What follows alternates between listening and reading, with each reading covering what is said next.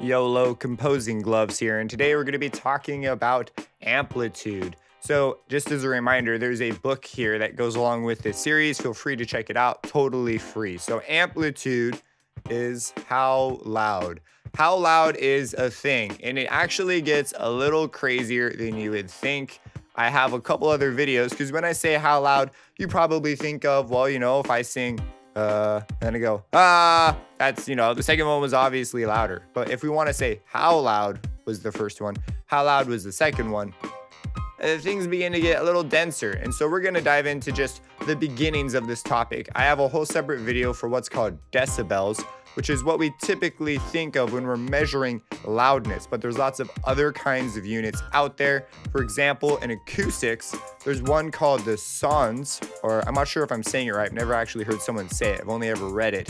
SONES, and it's a measure of perceived loudness. And you may have heard of the LU, or the loudness unit. That seems like it should be a great measure of loudness, right? So what are all these different things trying to express? What is amplitude? What is loudness? Is amplitude and loudness the same thing? Well, that's our first distinction. Amplitude is not necessarily loudness. Amplitude is just how far away you are from a middle point. That's what it is. So if I play for you, let's pull up a meter here in a sine wave. And we notice on the sine wave, it's really easy to see what the maximum we are away from this. So for example, here, this is how far we are away. That's the maximum farthest away we get. And it matches on the negative side. So here in trigonometry, we call this the amplitude. It's just the distance away from the midpoint, which is represented nicely here as just our x-axis. So that's what amplitude is. And we see it's even labeled amplitude, and you can go up or down. I'm not going to get into the politics of labeling what this is actually measuring in units. That's left for the book. You can check out the book more. As a video, we're going to explore the units of loudness a lot more clearly, or of amplitude, that is to say, in the dB video. So this is what's going on. That's our amplitude. Pretty straightforward stuff. Amplitude basically is just how far away. If a value is negative, you're right, is that negative amplitude? Well, we define amplitude as the absolute value, which in math just means we just make it positive. So all these values, we just pretend that they're going up instead. And so we have a positive. Now, that's amplitude, but it gets a little weird as soon as we look at a real world example besides a sine wave. For example, what is the amplitude of this wave? Because on that last one, if you were to ask a student, let's just say that it went from -1 to 1. What would be the amplitude? Well, the amplitude would be 1, and that's simply because there's a variable in an equation that's called amplitude, and that's responsible for that measurement. But if we have something like this where we're going down and then Okay, we've gone all the way down to -1, but there's these little itsy bitsy fluctuations. And then look at this comes up a little and goes down. That doesn't go all the way up. It's not consistent, right? And these don't go all the way up and down. So what is the amplitude of this? Well, this is where we get into instantaneous amplitude. We're not going to talk very much about this because it doesn't usually come up. In sound design, instantaneous amplitude can become a more important topic, or at least something to be aware of. But basically, since it's changing from instant to instant, we just consider the amplitude at every instant. So we say, how loud is it at this point? How loud is it at this point? How loud is it at this point? And then we just, if it's negative, we just make it positive. And that is the instantaneous amplitude. That's what amplitude is in a nutshell, but it's not very useful when we talk about this for measuring loudness. Like, how loud is this thing? So measuring loudness opens up an entirely new can of worms. It gets so crazy so fast. So we're just going to go over the basics. So here we see that our wave is changing quite dramatically, but it's not consistent. And so what we might say is okay, we will use a measure of average. And the reason we choose to use the average is because our ear can't hear instantaneously. Our ear hears an averaging. So when sound comes into your ear, it has to go through the ear canal and it hits the eardrum. And the eardrum is connected to 3 bones called the ossicles. And these ossicles have to move, and they punch something called the oval window in your ear that's attached to a thing called the cochlea. And this process, it moves some fluid in the cochlea that moves something called the tectoral membrane that moves these hairs in your ear, and those hairs send signals to your brain. So this process is kind of a little convoluted, right? There's a lot going on. It takes a while for things to happen. And as a result, we don't hear things immediately. So if I were to do a really fast event, a really fast, loud event, like a snare drum hit or a snap, those are really, really, really fast spikes of amplitude, right? The air vibrates violently for a split second, like an incredibly short amount of time. And our ear simply cannot respond that fast. So we don't actually hear those sounds as loud as something that would be longer. So if I were to snap my fingers and then go, ooh, you will probably hear the ooh as quite a bit louder than this really short snap. But in reality, the spike of the short snap was probably had a higher amplitude for a split second. And so we have to consider this, and it's a real science. I mean, there's some crazy ways. There's all these different units people came up with to try and quantify this and account for it as accurately as a human would hear it. But basically, that's what's going on. Now, how loud? Well, if you followed along with my ear example, we'll probably dive into the ear more in a later video. But there's a hair in your ear that when that hair moves, it sends what's called an action potential. And it sends that down what's called the eighth cranial membrane into your brain. And that's how you sort of say, oh, I have heard a sound. And it actually contains frequency content and a bunch of other nifty stuff. So it gets sent down. How loud? How many hairs fired? That's pretty much what it comes down to. So if we have a bunch of hairs get activated, then your brain's gonna say, oh, this is a louder thing. And away we go. So there's this averaging. So in order to do this, there's like complex ways of doing this, and then there's ways you're gonna see all over the place. So in electronics, we have a way of measuring average as well. It's called the RMS, or root mean square. We'll dive into root mean square in a different video, but I just wanna show you right now, you can think of it as just an average. So let's pull up a wave candy here. And here's a wave candy, and I'm going to really quick just switch to a meter. So here's a meter. And these are in units dB full scale. As I mentioned before, amplitude should always be attached to a scale. It is again covered in the book. I am not going to dive into all the scales here, but there are scales. And what we have here is we have a mode. And right now it's in peak mode. So what is peak mode? Peak mode will read out the instantaneous amplitude. So if I go ahead and play that sine wave again, and let's instead choose a much lower sine wave. Let's say we choose a sine wave of 30 hertz. Something, in fact, let's go even slower. Let's do 10 hertz. And we'll just listen to, well, we won't really hear this because it's too low, but we will see the peak meter doing its job.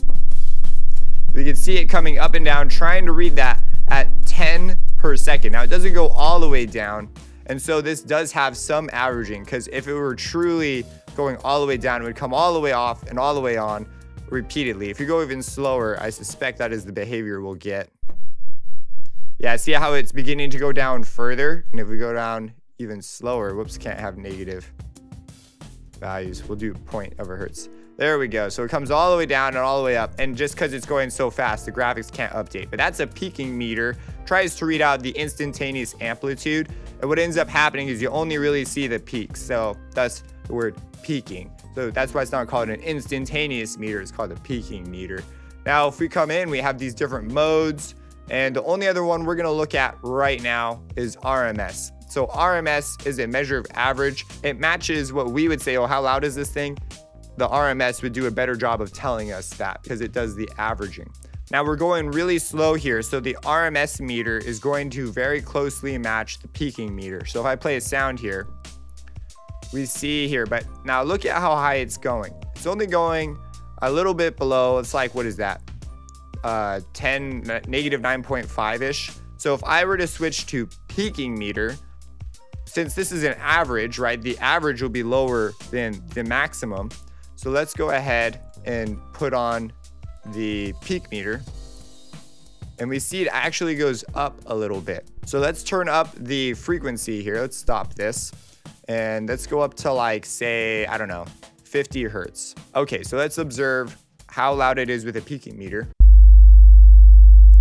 So we're right below -8. And now let's change it to RMS and see where we go.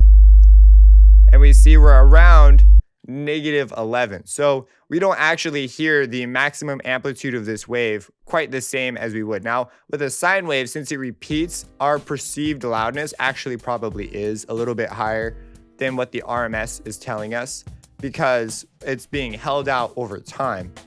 But if we were to play a short burst of sound, something like this is when RMS versus peak would be kind of important. We would hear these things quite differently, so we should measure them quite differently. So here is those short bursts on the peak meter. So you see we're hitting -8 every single time, but if we go to the RMS, that sounds quite a bit softer than the previous thing we played. And so we would expect, since they're being played for shorter amounts of time, the RMS would be quite a bit lower for this. And we see we're only hitting around -15. That makes sense to us as a comparative measure of loudness. Let's do this with a higher pitch tone so that it just is a bit easier to tell what's going on. So let's go up to like, I don't know, 700-800 hertz, right? And let's do a long tone and then contrast that with a short tone. So here is a long tone 800 hertz peak meter. Again, -8 because we're playing consistent amplitude here. And now if I go to RMS, this is what we get. -11, again, same as before. Now we will mute this and unmute these. And these are a lot shorter and our ear can't respond as fast to such quick events. So as a result, we will hear this as softer, even though each one of these has the same amplitude. Technically, Instantaneous reaches the same instantaneous amplitude as this one up here. So if I go ahead and turn on peak meter, we'll see that these continually hit right below the -8 again. But our RMS would change dramatically because, I don't know about you, but that's quite a bit softer. And so let's go ahead and change it to RMS, and we would expect it to again read below -11 because that was before where our RMS was. Well, this is softer, and the average of this will be lower because there's empty spaces where nothing's happening. So if we play this, we only hit around -15. And so that's just when you're measuring loudness, that's why you're going to pick one over the other. So as a recap, amplitude in one sense is how loud, but again, there are other senses of amplitude. For example, how far something moves just in response to something else. We would also call that an amplitude. So it doesn't necessarily have to be a loudness.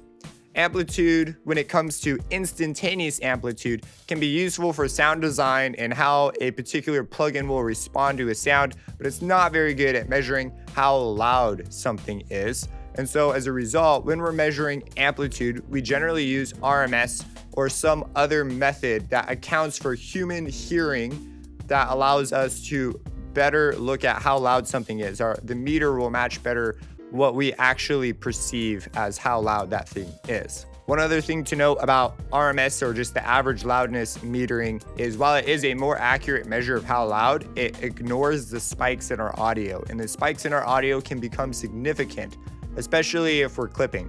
So you want to be careful about which meter you're using and when, but generally you'll use RMS for average, and you will use peaking to check for clipping and also how a particular signal is entering a particular plugin. When mixing, I generally use peaking meters because I'm a little more concerned with where my peaks are lying, because that's going to change how it hits certain plugins. So I'm a little bit more aware of that, and I know that things are going to be averaged by my ears anyway, so you just use your ears and make adjustments accordingly.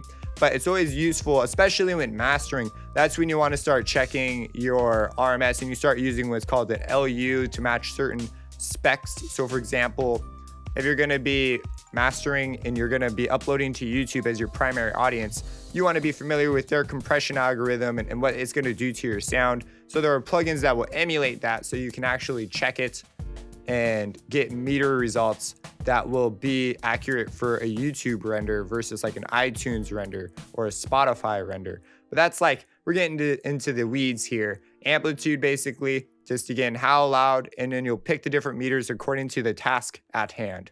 If you have any questions, let me know, subscribe, and have a blessed day.